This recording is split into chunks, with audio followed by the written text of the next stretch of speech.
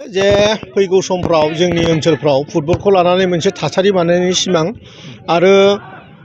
फैगौ 5 बोसोरनि गेजेरावनो जोंनि ओनसोलनिफ्राय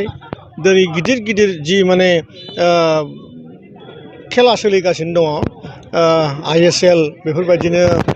स्टेट टु स्टेट आरो 6 शिड्युलनि खेलाफोर फैगासिनो दङ थ' बेवहाय जोंनि ओनसोलनिफ्रायबो सोरबा बाहागो लाहैनो हानाय जिहेतु जों मिथिगौ जोंनि बर' हारियाव बांसिननिफ्राय बांसिन जोंनि सेंग्राफ्रा फुटबल गेलेनो मोजां मोनो आरो बेखौनो थुलुंगा होनो थाखाय जों दिनै बेवहायबो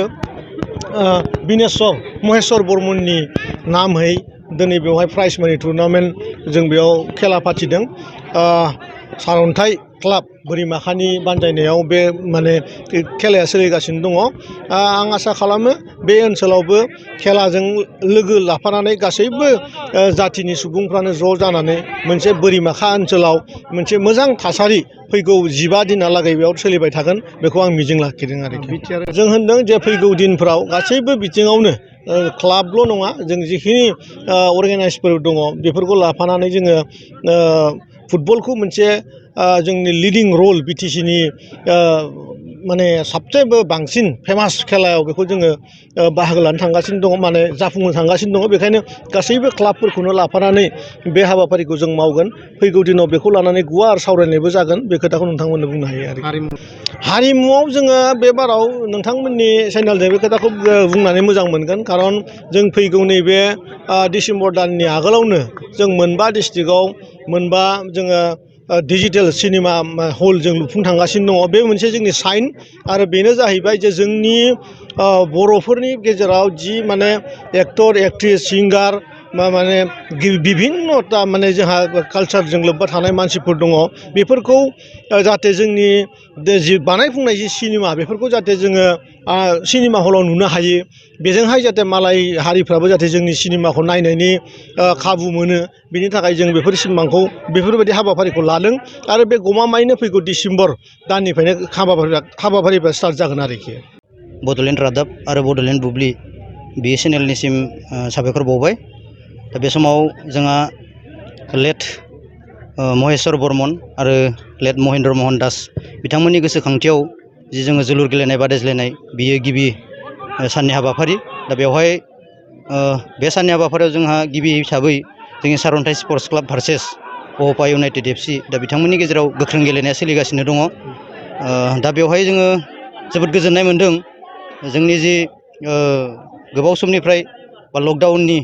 समनिफ्रायनो जों बेवहाय बोरिमाखा ओनसोलाव माने बेबायदि गेदेर खेलाखौ नुनो मोनाखैमोन नाथाय दिनैनि समाव जोङो नुनो थांगासिनो दङ दा बेवहाय जोङो गोजान गोजान जायगानिफ्राय जोङो क्लाबखौ हांख्रायदों दा बेबायदियैनो जोंहा बेयाव दङ फेरेंगा FC बिजनि आरोबाव जोंहा रङिया DSA बिथांमोननि गेजेराव 10 खालार खालि जोङो गोख्रों गेलेनाय नुनो मोनगोन आरोबाव जोंहा दङ जोङो मासा FC मुकालमुवा जायखौ जोङो मासा होननानै मिन्थियो मुकालमुवानि बेजों लोगोसे TYDC नावकाटा बिथांमोनजों 8 खालार खालि जोङो नुनो मोनगोन बिथांमोननि गेजेरावबो गोख्रों गेलेनाया जागोन जानो हागौ जोंहा रायजो राजा बिथांमोना लैहोर फैनानै जोंखौ सहाय सुजुग आरो मदद होफैगोन दा बे समाव जोङो खेला बानजाय आफादनि जानानै बेखिनि बाथ्राखौनो खावलायदों लोगोसे साफ्रोमबो रायजो राजाफोरखौ जोंखौ बानजाय आफादखौ मदद होफैनो थाखाय आं बे समाव बानजाय आफादनि कनभेनर जानानै गुरै खावलायबाय बेवहाय जोंहा टिकेट दाननाय दङ जोङो पार हेड बा जोङो टिकेट गांसेयाव 20 थाखा करि खालामनाय जादों दा बेवहाय जोङो टिकेट लानायनि गुबै थांखियानो जाबाय मा बेवहाय जोङो गोजाननिफ्राय क्लाब लाबोनाय लेखायै जों बिथांमोननो जोङो फैसा हरनांगोन बिथांमोननो गारि थांलाय फैलायनि खरसा बा जानाय लोंनाय बिथांमोननि दा बेनि थाखाय जोंनो फैसा नांगौ जायो दा बेनि थाखायनो जोङो सासेयाव मात्र जोङो 20 रांल' बा गांसे टिकेटआव 20 रांल' जोङो बानायदों आरो बेखिनियावनो जोंहा गोजोनथाव रादाब